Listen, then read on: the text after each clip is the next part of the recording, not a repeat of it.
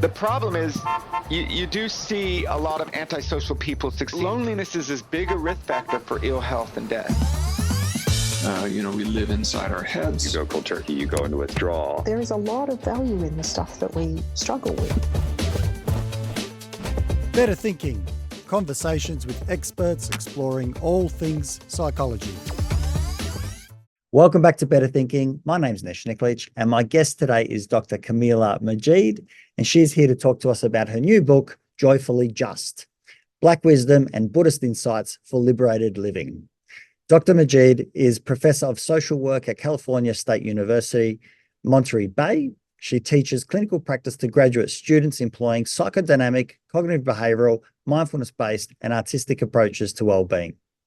She also teaches research methods, social and organizational policy analysis, and community organizing through a social justice lens.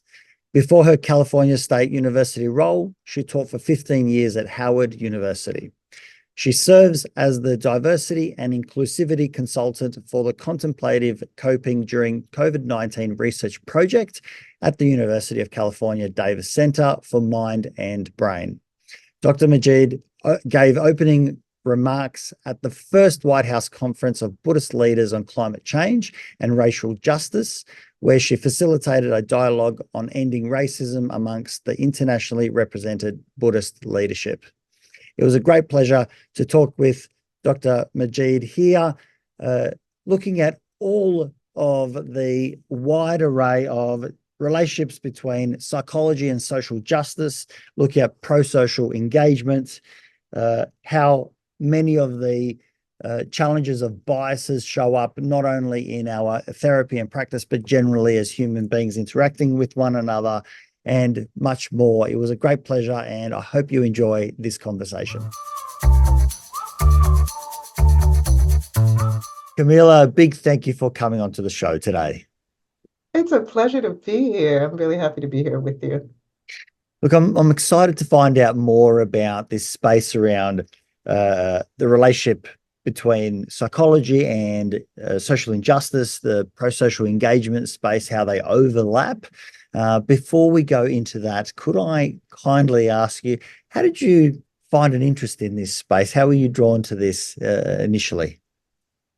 Well, that's interesting. My mother was an educator and an avid reader, and she encouraged me to read from a very early age. So when I would see different problems happening in the world, like, for example, bullying in my school, my mother would talk to me about my own experience, but she'd also give me a book about someone else's experience so that I could understand kind of bullying as a part of the ways humans relate to one another in a negative way, as well as to begin to conceptualize what a positive, a pro-social way of relating to others might be. She gave me books very early on about, for example, she gave me Siddhartha very early on. I definitely was under 10 years old when she gave me the story of Shakyamuni Buddha's life and how he, left the palace of wealth where he grew up to go out into the world and learn about suffering.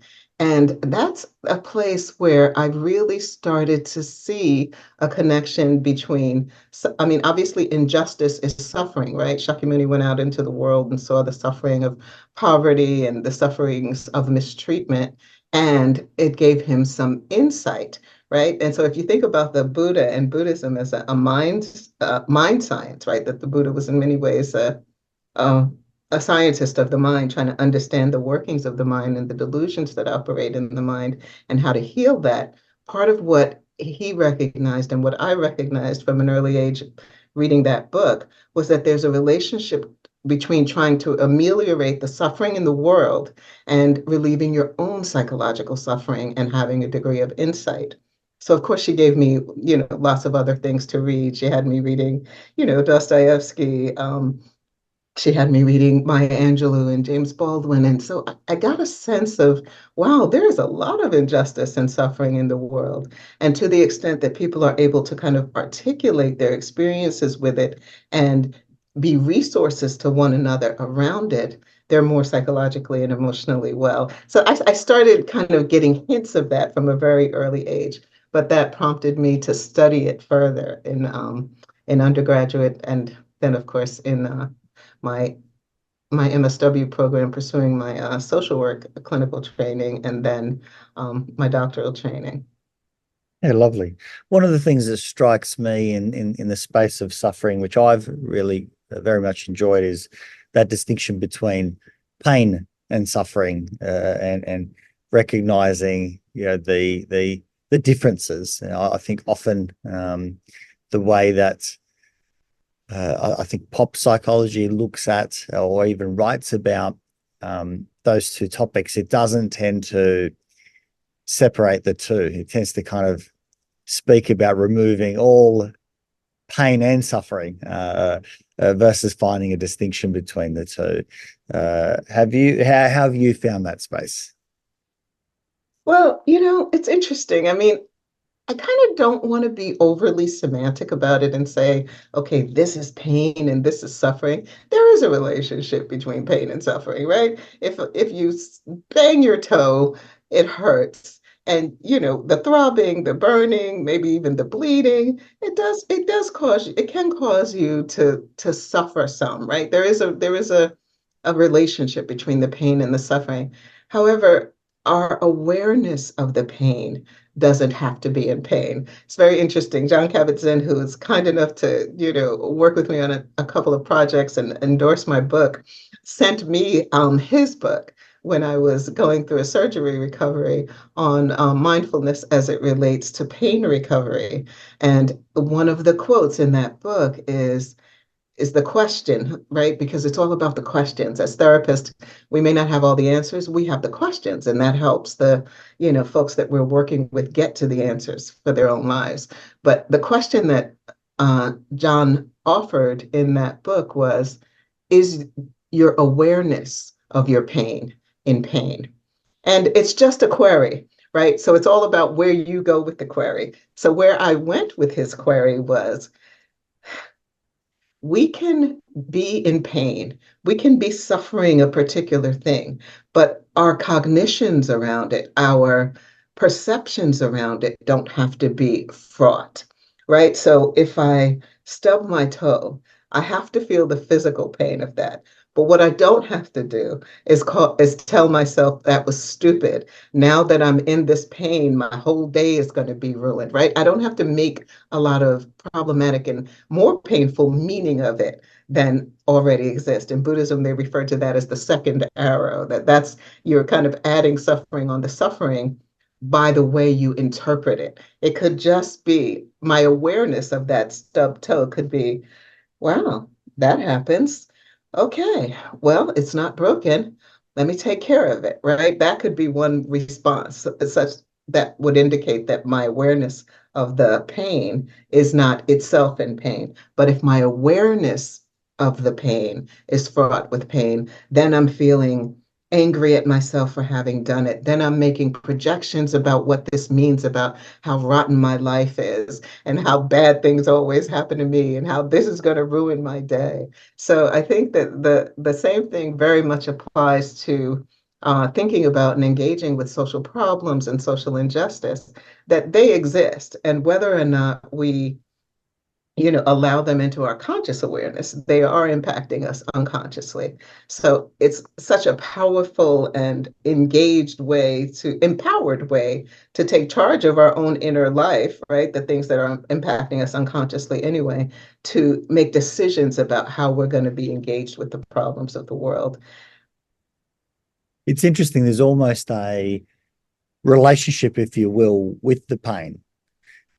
If the relationship with the pain is one of observation and awareness and, in some sense, a reduced amount of judgment, then it tends to have fewer layers that compound over the top of it, being the suffering, I suppose.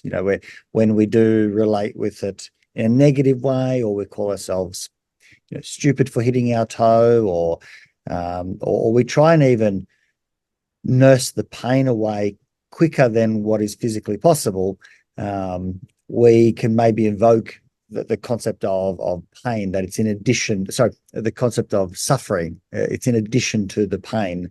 There's a, it feels to me like there's almost like a relationship that is distinctly different between, you know, stubbing your toe and experiencing it as pain versus stubbing your toe, experiencing it as pain, and then a layer of suffering, which is maybe self-degradation because of your, you know, hitting your toe and you know, all the frustrations that go along with that, and even sometimes, you know, trying to nurse it to remove that physical pain faster than what's possible, and being frustrated potentially that it's not going away quick enough. Yeah, you know, it's funny. In the book, I mention, you know, how that's related to addiction, you know, that sometimes because we can't be with our pain, you know, and we make self-deprecating associations with the pain, that often leads to addiction. But what if we could be a little bit friendly with the pain, a little bit curious about the pain, and even a little bit playful with the pain? In the third chapter of my book, I talk about, it's titled Power and Playfulness. And I talk about adultism, or young people's oppression, and how all of us, when we're growing up, when we're in school, maybe even sometimes from our parents, we kind of learn a lot of shame, right? I think that, you know, that refrain, "you should be ashamed of yourself," is one that a lot of people have grown up hearing, even, you know, in a kind of light way, even when parents weren't meaning, or teachers weren't meaning to lay lifelong shame, you know, because we were so impressionable at those times. We often have this kind of free floating shame that gets glommed on to the most, you know, minor, you know, challenges, difficulties, normal human foibles that we might fall into. And because we carry that shame, you know, that sometimes is unhealed, we don't get a chance to kind of look at it. It causes us to be diminished in our capacity to endure suffering with equanimity. Right? Because if we're going to endure suffering with equanimity, we have to believe that we're fundamentally worthy, and that the pain that we're experiencing is not because we're a bad person, that we're inherently, you know, have anything to be ashamed of. To be able to see pain as part of the human universal experience helps give us a level of psychological well-being. And it's practice, you know, as I say all of these things, I'm not talking about them as some kind of fixed state of ideas. We always have to remind ourselves, you know, we always will fall into this trap, you know, of calling ourselves self-deprecating names, or criticizing ourselves if we don't do something perfectly. You know, it's a thing. And we do this to other people as well, right? So it's a practice that's where the practices that I offer in the book. And I think, you know, the practices we offer as therapists, right? When we say to clients, okay, try this exercise, try this homework, it's to help ingrain a pattern of, you know, of treating ourselves positively, and treating one another positively, and being pro-socially engaged in the world, right? So rather than saying, "Oh, wow, the world is so sexist, I hate it, life is terrible," right? What would it be like for, you know, us to have agency around that, and say, okay, yes, there is sexism in the world, and I've probably absorbed some of it myself, right? We can think of these oppressive paradigms as like toxic rain. Everybody's kind of wet and stinking with sexism, racism, homophobia, ageism. We just absorb these ideas, and before we know it, we're making comments that we don't mean, or even just having ideas that we're like, where did that come from?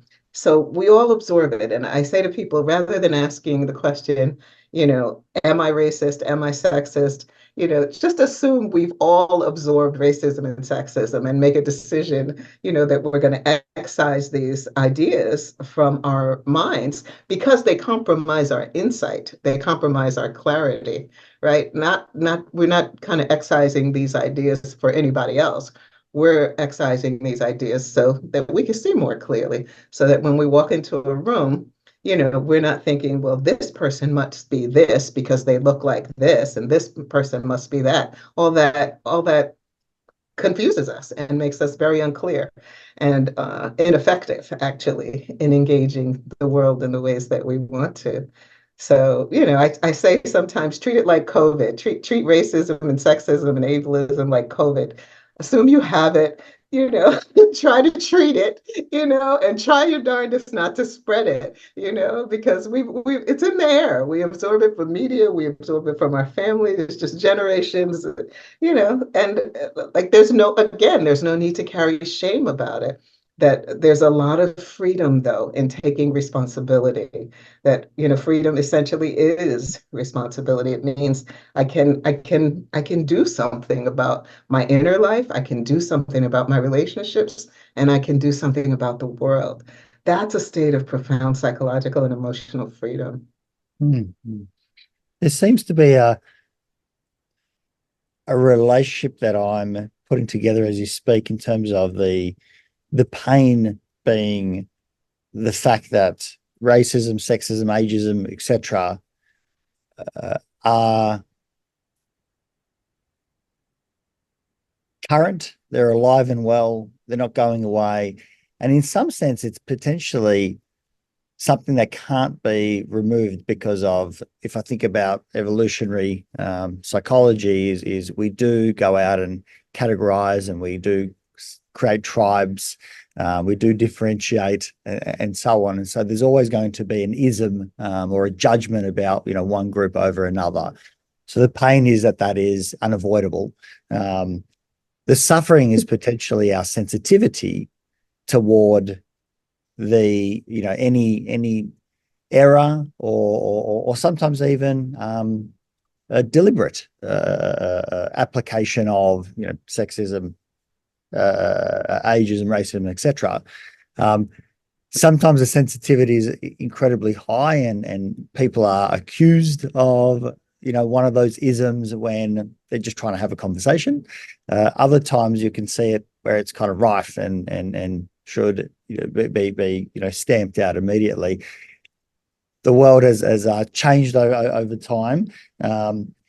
What I'm also hearing is that if we're able to come to an understanding of those two pieces, that there is then an opportunity for us to be more pro-social in terms of the action side. What do you do while this is occurring, rather than getting caught up in all whether it's the pain part, that it's actually there and coming to terms with it, or the suffering part, which is hopefully to reduce our sensitivity around it.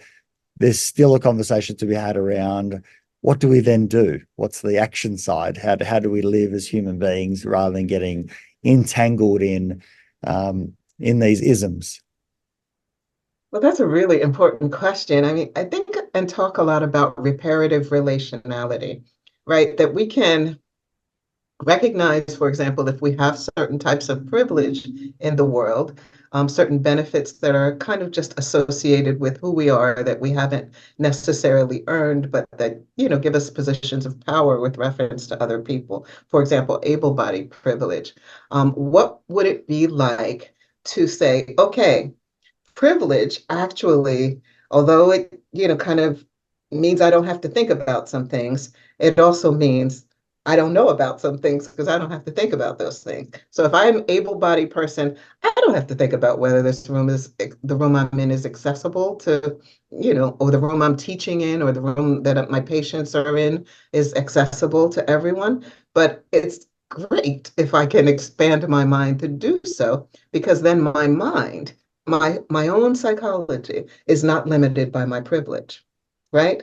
So the same with the methods that we use, right? So if I'm telling a client, this is the thing I want, this is the universal practice that I'm writing about in my books that I want everybody to try, walk around the room and stand up and do these things, right? So I'm a therapist. If I'm a therapist writing this book with this kind of able-bodied privilege, then there's a lot of people who are not going to use the practices in my book because I'm not making them accessible. I'm limited. My own privilege is limiting my capacity, right? So I think when we talk about privilege, sometimes people are like, again, they go into a shame hole. And it's like, I'm really inviting people, come out of the shame hole. Your privilege an opportunity for you to say, okay, well, what is it blinding me to? What don't I know?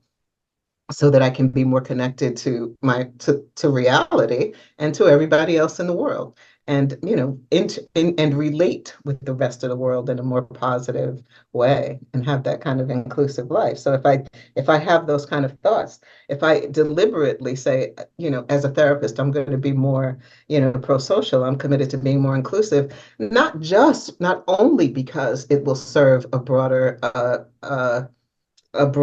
group of clients, but also because it will mean that I'm stretching my own mind and I'm growing.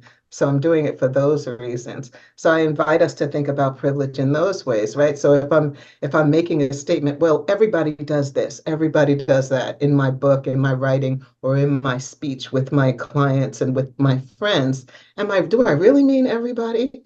Am I including non-binary folks? Am I including non-heterosexual folks when I'm talking about relationships? Am I including people of different ethnicities and nationalities and backgrounds? It's challenging, I know that it's challenging, but I see it as a very, very solid growth point. And I've seen that when people try, they grow in ways that they hadn't anticipated. And I've had the opportunity to work with folks who've, committed hate crimes, for example, very much entrenched in a, deeply sexist or deeply racist mindset. Mandated clients didn't want to be there and certainly didn't want me as their therapist, and so it was a real opportunity for me to recognize the tight space that is in, and some of the pain that informs that, and, slowly begin to coax people out of that tight space into a more healthy relationship with other people. And to your point about sensitivity, I think a lot of the times when people bring up an issue and it feels sensitive, right? It feels, say for example, two people are having a discussion, right? You know, a male identified person and a man and a woman are having this conversation, and the woman says, well, that's sexist. You shouldn't refer to them as babes or whatever. Don't use that language. And, maybe the man says, you're being too sensitive. There's an opportunity there for both people to really look at what's going on. That it's not like that the person who is making that offering, the woman who's saying, calling women babes, is sexist, is has a point. She has a perspective, right? She needs to be listened to. And there is a history of kind of diminishment of women, right? There's a lot of history of, I mean, heck, women still make less money than men. So, that sexism is real in a lot of ways. So, the effort to try to, make sure that women aren't diminished and devalued is a reasonable one. And, in the book, I talk about making those kind of offerings or corrections with compassion. That's what's called fierce compassion. If I see you doing something that's really kind of problematic, I could just look the other way and say, oh, he's just one of those guys, forget about it, right? Or I could step into what I call fierce compassion and say, come on, you could do better than that. That's kind of sexist, isn't it? That's actually a compassionate action. And then in the book, I also talk about discomfort resilience. We know frustration tolerance, right? When I'm talking about discomfort resilience, it's frustration tolerance, but it's more than tolerance. It's an intention to grow. It's saying, you know what, I'm okay with being a little uncomfortable because I want to grow. And that's what I call discomfort resilience. When somebody makes me uncomfortable and says, hey, Kamilah, that's ageist, or that's ableist, or that's transphobic, instead of saying you're too sensitive, I can say, oh, okay, you telling me that is a kind of fierce compassion towards me, because you could have just ignored it and never talked to me again. And so maybe I can receive it with discomfort resilience. So rather than just saying, oh, you're making me uncomfortable, oh, you're being too sensitive, right? I can say, huh, maybe I could use this as a growth point. Maybe I do have a little transphobia. And I think that that kind of, curiosity about our biases and curiosity about the oppression stuff we run at each other is a way forward. If we could just all stop being so defensive about it, if we can offer each other corrections with compassion and as much as we can, and if we can receive it with some kind of discomfort resilience, I feel like that could really help. And it certainly would be growth for all of us because nobody wants to, like, if somebody hurts your feelings, you don't want to correct them in a compassionate way. You want to correct them in a sometimes not so compassionate way, but it's growth to correct them in the most compassionate way you can, right? And when I say compassionate, I mean, honest, but not unnecessarily unkind, right? And then to be able to receive that with discomfort resilience. I feel that discomfort resilience is my growth, right? When I can say, okay, yeah, I could grow here. That itself is a step in growth. You know what I mean? Does this make sense? Sure. Uh, how do you feel to people can better communicate to allow for two ideas to coexist when the ideas are opposed to one another? So, for example, if we continue on with that conversation where a man has called a woman babe, and she has said, "Hey, that's not appropriate. I don't like that." The man's, if I can call them in rigid positions, the man's rigid position is the intent wasn't for it to be sexist. I'm just making this up, as an example. And so he might hold a rigid position saying, that's not what I was doing. I wasn't being sexist, right? So he's got that firm. She's got a firm position of saying, no, it definitely was sexist. I felt it as inappropriate, and it wasn't language that I liked, and I've expressed that. How do you encourage people to allow for those two ideas to coexist? And I say this because in my therapy, even when there's one person in the room and they're battling with their own, let's call it a core belief, or, in the world of acceptance and commitment therapy, it would be fusion, or potentially, selfless context where they've got a strong, I suppose, a rigid idea about the conceptualized self. They struggle when they're doing it just with themselves, and there isn't an opposition to that. There's a nurturing and compassionate, explorative engagement in looking at that with their therapist, being myself or other clinicians. How would you suggest that two people try and navigate this when they often come into the space with quite firm ideas, and they are opposed, or the ideas oppose one another?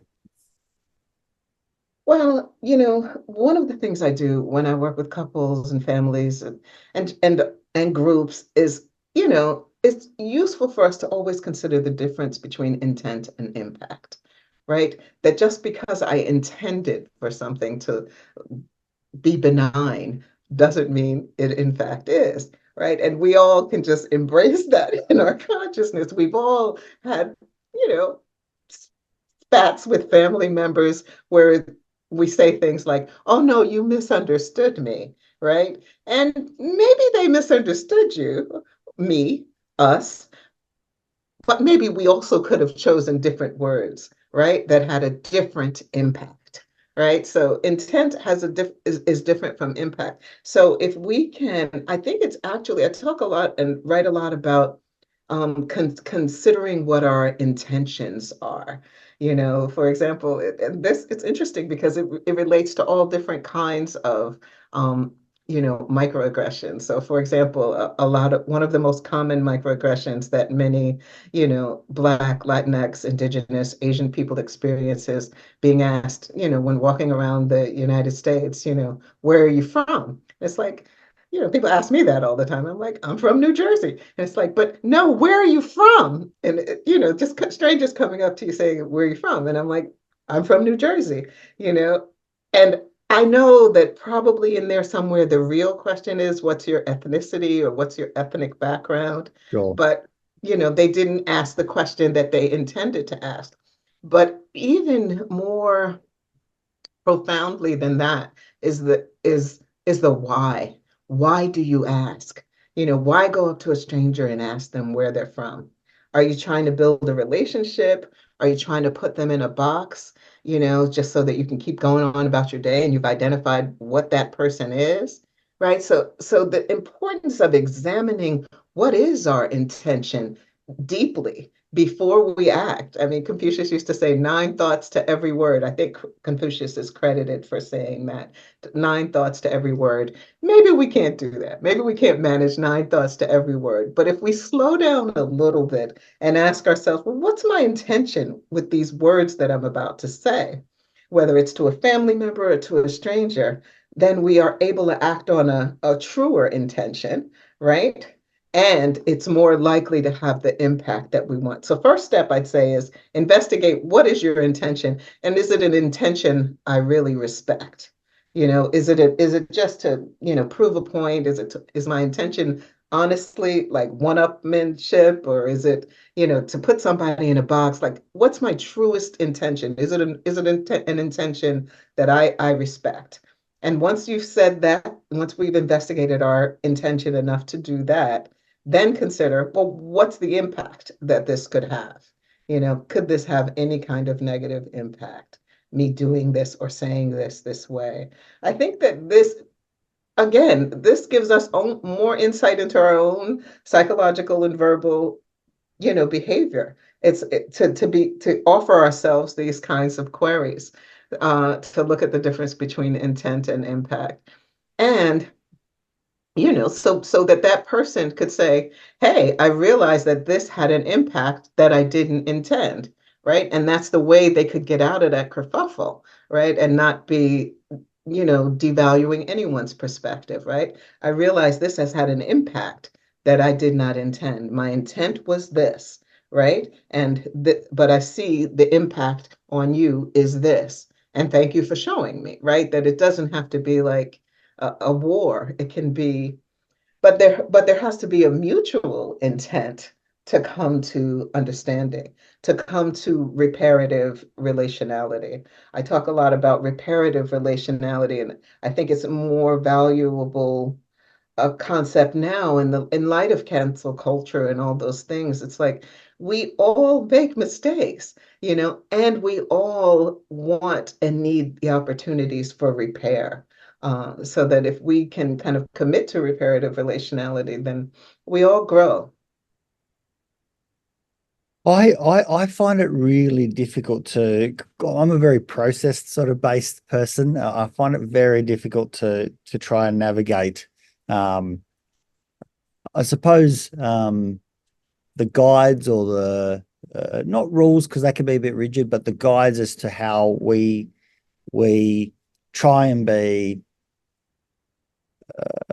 courteous and kind and thoughtful, and at the same time not to be walking on eggshells around people, because that becomes an issue of itself. And at least in my maybe it's an Australian culture, I don't know how it is in other cultures, but asking where are you from, I haven't found that to be a microaggression. I've found it to be a question, probably because I have an appearance that does ask, is it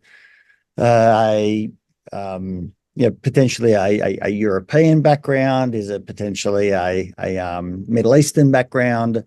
And I think maybe someone might be asking it ill-intended. I've always considered that it's probably just a place of curiosity, because I don't meet hostility too much. And if it was asked in a hostile way, well, I think any question asked in a hostile way would feel aggressive. But I haven't found microaggressions to be something that I'm able to observe, and I don't know how to go out and do that.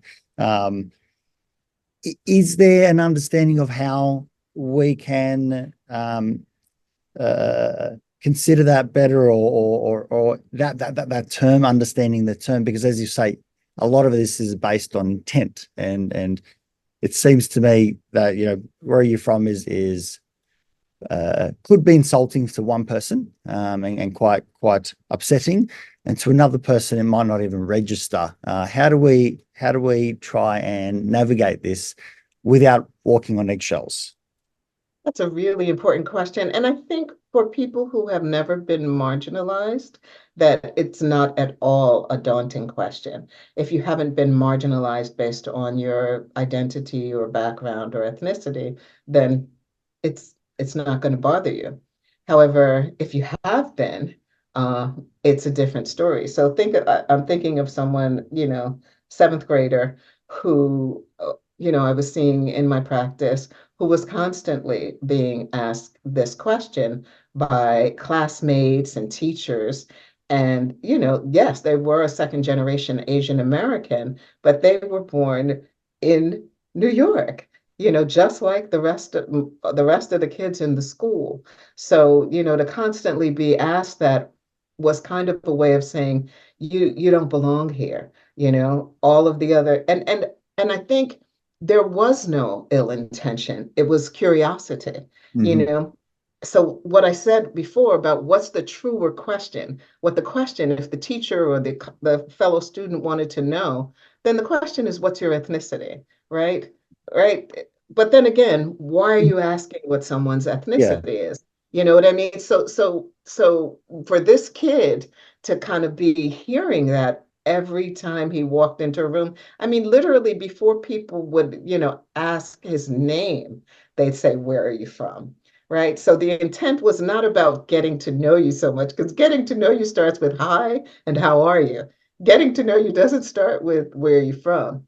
So that the way that where you're from is a microaggression is, you know, when it's done as like I said, trying to put someone in a box, and when it's done with folks who are already marginalized. We know, you know, so this is if it's a predominantly white racialized kids in the school, and the Asian kid is the one that's constantly getting asked, where are you from? Where are you from? Where are you from? You know, it's like, what box do we put you in? Where did you come from? Are you from Mars? You know what I mean? It's a part of it is curiosity, but what I'm inviting people to notice is, you know, there's other ways to get to know people if you're curious about them. And what that curiosity points to is it's a big red flag saying, I don't have any exposure to Asians. I don't know about you. Explain yourself to me, right? And that's where we get to do our own work so that this Asian kid doesn't have to explain himself to us. We can get familiar with the realities of the world and what people from different countries look like without pestering this Asian kid about asking him where he's from. I think that's when it becomes microaggressive. One, when we, you know, we're curious, but not kind of 100% authentic in the wish to get to know the person. Because again, if you want to get to know somebody, you start with hi. How are you today? Yeah. What's your name? Sure. I mean, I can see if someone didn't approach another person in good faith or goodwill, and kind of say, hi, how you going? What's your name? At least the bare basic, and then kind of say, oh, you know, because obviously appearance is something that we go on very readily. You know, obviously a follow-up question might be, you know, where are you from? And I think there's an understanding of meaning, where's your heritage, or you know, what's your ethnicity, rather than you don't belong here. But I can certainly see if it was kind of, hey, where are you from? That is a very different experience than, because that would feel like I wouldn't even call it microaggression. I would call it an aggression. You know, it's someone being hostile, kind of saying, hey, the intent is saying you don't belong, versus, I suppose, when we're being curious, and it might be that multiple people are being curious and we're not quite sure that this person finds that curiosity uncomfortable. You know, I know that we're all kind of careful. I know when I'm meeting people, I'm trying to be careful about saying, hey, you know, do you have kids? Because I do appreciate for some people, they can't have kids, for example. At the same time, it's really hard to get to learn and know someone without being able to ask questions, because there's possible uncomfortable feelings going to come from just conversation and knowing what, maybe I'm just getting stuck with the word microaggression because I don't feel these are aggressive, except in the form that you explained it, where someone says, "Hey, where are you from?" It's not really asking hi, my name's Nesh, what's your name? What are your How are you? interests? Have you got any siblings? Mhm. Do you live with your parents, or you're living, separately? Enjoying the weather. And because it really Regular. does it comes down to relationality, because the other point you were making about sensitivity, there are, of course, there are men who call, women in their lives, maybe their partners or spouses, babe, but they have a relationship with them, right? So the other piece of this is, if do you have enough of a relationship with someone to be asking them this question, right? Mhm. And even if that foundation is you've asked how they're doing, you've asked their name, you know what I mean? Like you've Yeah, created yeah, some level of a relationship and context. And if you've done that, then it is less of a microaggressive yeah, experience, yeah. I right? get that. I get that. And obviously, babe could be contentious because Yeah, uh, your partner, uh your girlfriend might not like it, you know what I mean? sure, But sure. yeah. Uh, But in relationships, people get to work those things out, right? People get to yeah. say this is what's good and this is what's not good. And that's what it comes down to. It comes down to, taking advantage of the opportunity to build relationships, like say for example, like I think a lot about Maori folks from the original people in the region of the world where you are. And you know, the opportunities that is there. I mean, this opportunity is everywhere. I think about indigenous peoples of the world, obviously here in the United States. I'm on Ohlone land and, what's called California, that a lot of people talk about, reparations and land back and what can we do to kind of heal the harms and injustices of the past, right? And I know this is a big conversation in Australia as Mhm. well. And Very much so. the reason that I invite people into conversation about that and invite people into agency about it is because, to be disengaged means that we are kind of shutting ourselves off from an opportunity for growth, right? So if I'm thinking about, again, about reparative relationality, I recognize, for example, that maybe as an Australian, that I have certain privileges that are based on the deprivation and the exploitation of the Maori people in this region. What would it be like to, because I'm not the government, I can't do land back, I can't do all those things, but I can do something. What would it be like for me to be in relationship with Maori people or some Maori people, that was reparative? What would that look like? And, it could be a fun and enjoyable question to contemplate. That's why in the book I talk about, engaging around justice as being a joyful thing, because we're freeing ourselves from all the shame and all the, oh, I feel bad. You know what I mean? We don't have to feel bad. We can act. We Mm. can say, okay, well, um, let me investigate what I could do. Would I like to start developing relationships with some of the, Maori community members where I am? Would I like to start supporting some of their events and activities? Would I like to look into my family's history, right? Because if I've been here for generations, then my family has had a relationship, with or benefited from, this exploitation for generations. What would it look like? And for some people, it actually does look like money. Some people say, this is the money that, my family would not have made were it not for this exploitation, or this is the land my family, should share. For some people, it looks like that. But for some people, it just looks like thinking about it and trying to build relationships and trying to continue to live a life that repairs the harms of the past. And that allows us to walk with a certain level of freedom and with our heads up because we're trying. And so yes, we hope that whatever we do has a good impact on people, but it's more about making the decision that I'm not victim of my privilege, and I'm not a victim of, the kind of exploitation that may have informed the privilege that I have. I can make decisions about how to be in relationship with that and with the world. Is privilege in some sense being able to appreciate what is available to oneself, understanding other people's views and where other people could also be coming from, so that through that appreciation, we can see that, I mean, for example, I'm going to say for most, certainly not all, but for the vast majority of Australians, the fact that we live in Australia alone puts us in an incredibly privileged space. Not every, obviously, because there's many pockets.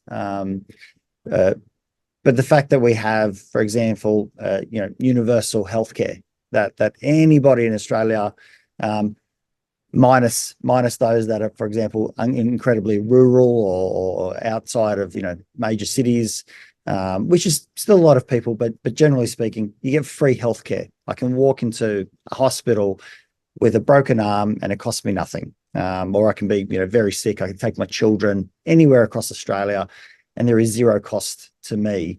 That's an incredible privilege, or something to be incredibly appreciative of. Generally speaking, the water quality. We don't have that here. Yeah, no, and hence why I think it's something that we can really go and say, wow, we've got something amazing here. Generally speaking, the water quality, for example, in Australia is wonderful as well. From my understanding, maybe I'm naive, but there would be pockets. I'm sure there are pockets where maybe water quality has been affected due to industrial works, mining, etc. for certain towns. But generally speaking, water quality is wonderful. For you can quite comfortably drink out of a tap without being sick. Something to be, I think, incredibly appreciative of. Is that what we're talking about in terms of understanding privilege? I've obviously used big, gross, large ones, but we could, we could look at education in terms of if someone's wanting to, they have an opportunity. Now, that's not true for every context and every situation, every family, because there are lots of kids that are born into great hardship, and their parents are struggling with addiction and all sorts of things that they might live in a country that, generally speaking, is quite privileged as a country as a whole, but their circumstances, they're not born into a family that is privileged. They might actually, have lots of hardships that others are not facing. Is that what we're somewhat talking about with privilege? Yeah, I mean, those are wonderful examples of privilege. And, Nesh, I think it would be a great thing to, what I'm inviting people to do is, almost treat privilege like a spendable commodity, like, spend it, right? So if you have this privilege, then that's a perfect opportunity to say, well, who are the people in my country who don't? And how can I be engaged with supporting to make sure that this privilege is shared? Because there are some privileges that everyone should have, just like those that you described. And even to explore it further, are there particular, people who are left out? Is it, primarily Maori folks who don't have access to these privileges of water and, healthcare as much as everyone? Or is it some other variable? Is it the fact that they're rural? And how do I, as an Australian, make sure that these wonderful privileges that I enjoy so much are extended, right? To do that is really a joyful and empowering practice, right? As opposed to just being like, oh, well, I've got it, but too bad. Makes me sad that some people don't. That we can have agency around that, right? right? So that other folks in Australia, that we are recognizing that there are pockets of folks who don't have it. Let's go in those pockets and be resources, or let's figure out what those pockets are, because doing so means I know my own country more, right? And I know what the variables are that impact the people in my region, and I'm expanding my relationality, right? So of course it's if I'm figuring out ways to get these resources, or find out why these resources aren't available in some pockets, then I'm doing something very empowering for myself as much as for the community and for the country. So Mm, yeah, that privilege is certainly like that. But then there are other kinds of privileges that no one should have, right? No one should have the privilege of kind of dominating or harming anyone else, mm, right? So when we talk about privilege, we can think of it as those two types: the kinds of privilege that everyone should have. Everybody should have access to education and healthcare. And no one should have the privilege of being able to degrade or harm someone else just because they hold a particular position of power, mm, right? For example, teachers, for example, I'm an educator. I've been teaching in academia for decades. And, one of the things I talk to educators about is not abusing that privilege, that you don't want to ever diminish people's intellect, or that shame has been a pedagogical tool also for centuries, that teachers have often been the ones who did shaming things, right? But no one should ever do that with the power mm, and the privilege of mm. being a teacher. So that's a way privilege should never be used. It's so interesting because the power dynamic shows up in many spaces, and just thinking about my own work as a psychologist, the the enormous document that we you know always look back to and are informed by and have to practice by our code of ethics, or code of conduct. The way that we operate is very wise and very considered in having looked at these problems over and over again. And a classic example is understanding what the therapist client relationship is, and there's an infinite number of ways that can be put into question or tempted. And classic, the very classic one is a relationship forming. But relationships can form in many ways, which can be, hey, the other person offers a service and I kind of need that service. Or it could be, hey, the person has a need, and because I like them, I want to meet their need before someone else's need. It can happen in small ways. It can happen in less, in more obvious ways as well. But then there's also those small little things about, let's say, dependency. When a psychologist can't see that dependency is being built, and in essence, have to work towards making space between them and the client to create some strength in them, rather than them depending on sessions. And naturally, that forms, I think, in for all psychologists, and it's something we need to be aware of all the time. So I can see how the moment we have any level of engagement with someone, these interesting dynamics come about. So that's always fascinating.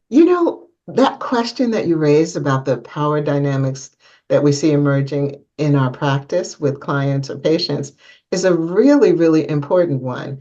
And, it speaks to how we really have to look at power in our own developmental experience to see how it plays out in our countertransference, because it absolutely does, right? The clients that we want to spend more time with, the clients who we don't mind going 5 minutes over with, the clients who we have harder boundaries with, whether it's a client or patient that we really love and love working with, or one that we can't wait till the hour is over.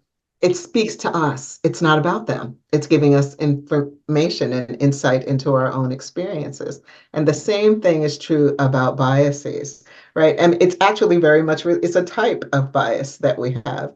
And, so kind of investigating it, like saying, oh, I don't really enjoy working with this patient. What is it connected to in my early experience, right? Or, I don't have any, clients with varied levels of ability, or I don't have a diverse, sexual orientation group in my clients or a diverse ethnic group in my clients. That too is a reflection of my countertransference, who I'm reaching out to and who I'm,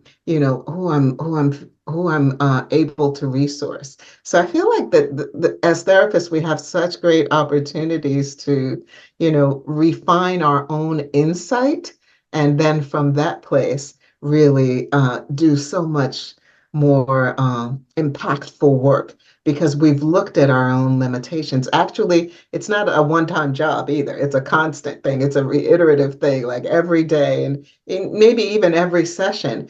How did my biases and my countertransference play out in this?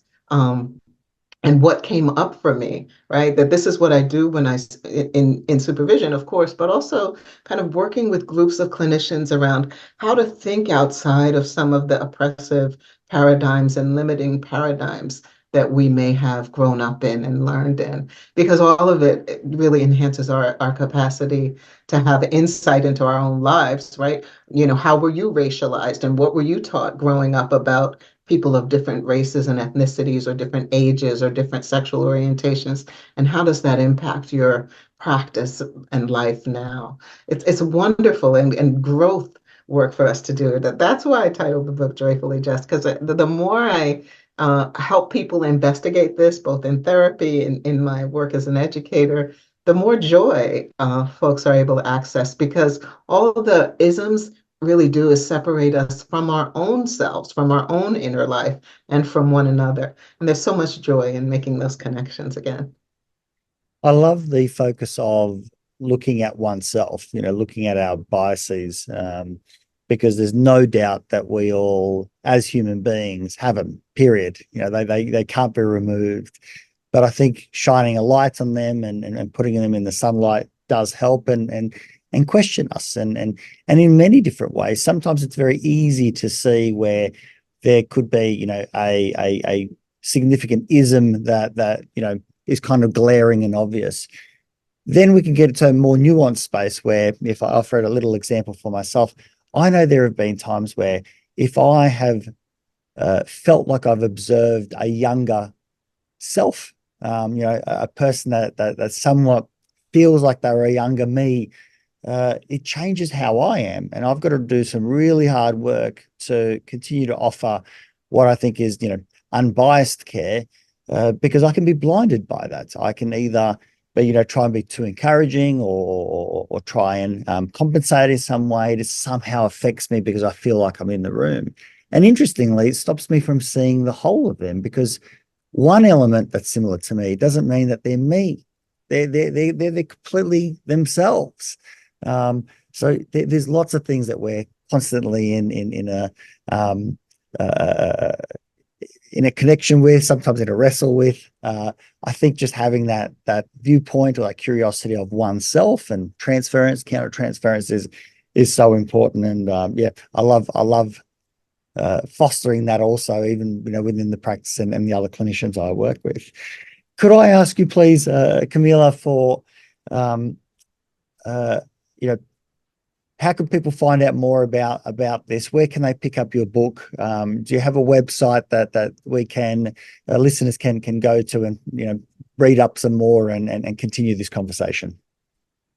Absolutely. My website is just CamilahMajied.com, so you can go right there, and lots of my works are available there. Talks I've given, podcast articles, and just an overview of the different types of offerings that I make. I do a lot of work with clinicians who want to think about how bias might be compromising their practice or their lives, right? Because if it's really compromises both. And I also, do a lot of work with educators and just community organizers to think about how we liberate ourselves from some of the oppressive ideas that compromise our well-being. So feel free to check out the website. I've got, some free articles there that you can also download. And the book is available everywhere, anywhere from from, whatever your favorite bookseller is. If you like Amazon, if you like Barnes and Nobles, you can also order it directly from any of those links on the website.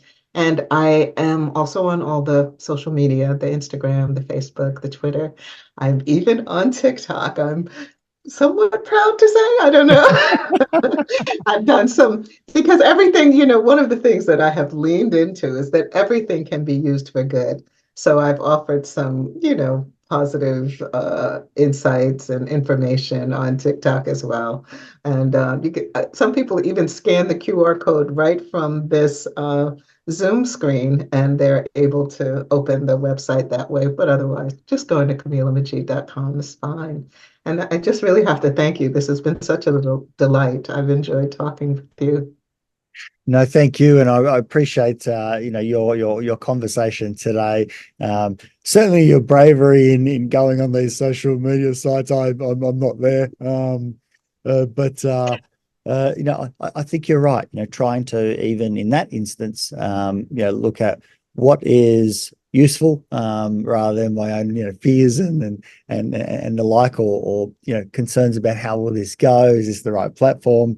I think that shows but what you're talking about is put into practice. And just want to say thank you as well for your time, your perspectives, having an open conversation.